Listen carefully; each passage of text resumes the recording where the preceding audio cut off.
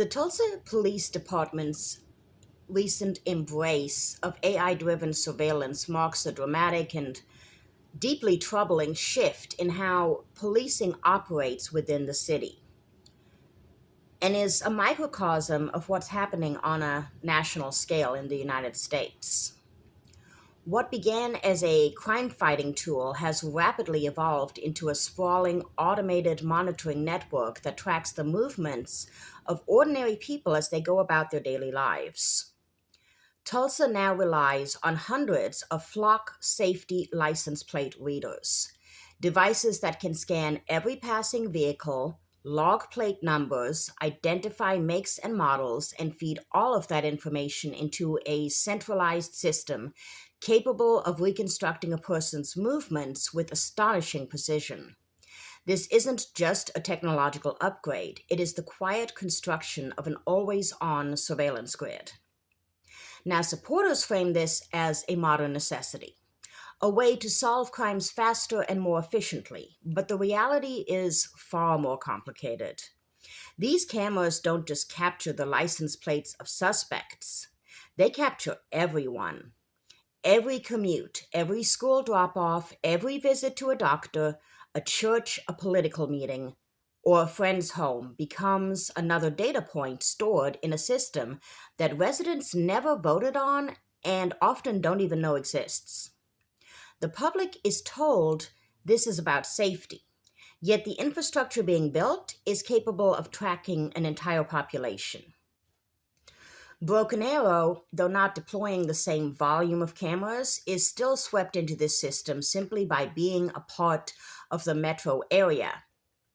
But anyone who drives into Tulsa is automatically monitored, whether they consent or not, whether they've committed a crime or not, whether they're a suspect or not. This regional spillover shows how quickly surveillance spreads. Once one city adopts it, neighboring communities are pulled in by default. The most alarming part is how little oversight accompanies this expansion.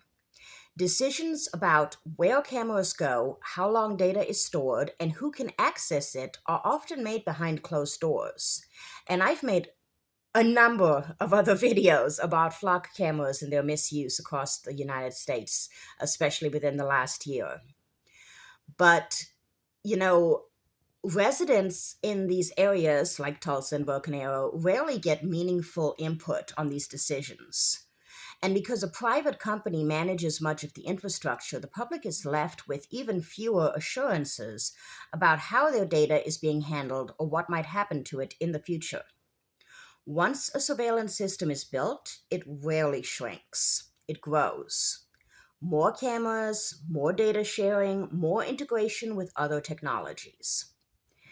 This is how surveillance states take root, not through dramatic announcements, but through incremental, unchallenged expansion. There is also the ever present risk of misuse.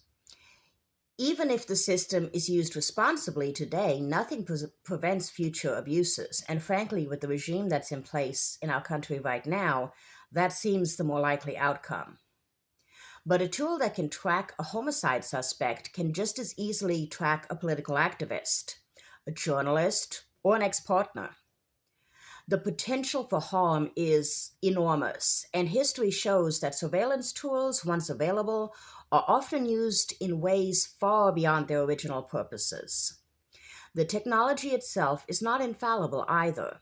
AI misreads plates, misidentifies vehicles, and generates false leads. When millions of scans occur, even a small error rate can lead to wrongful stops or dangerous encounters, especially for communities already over-policed.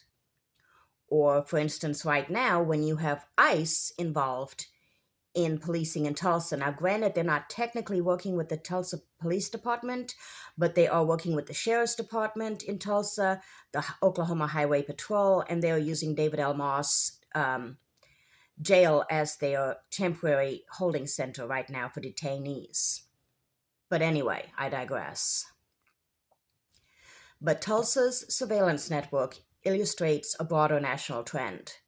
The normalization of constant monitoring in the name of public safety. But the question that hangs over all of this is simple and urgent. At what point does safety become a pretext for tracking everyone all the time in a sort of Big Brother esque state? The city's rapid adoption of AI powered license plate readers forces residents to confront a reality that is easy to overlook, but impossible to ignore once seen. A system capable of solving crimes is also capable of watching an entire population. And unless the public demands transparency, limits, and accountability, the line between policing and pervasive surveillance will continue to blur.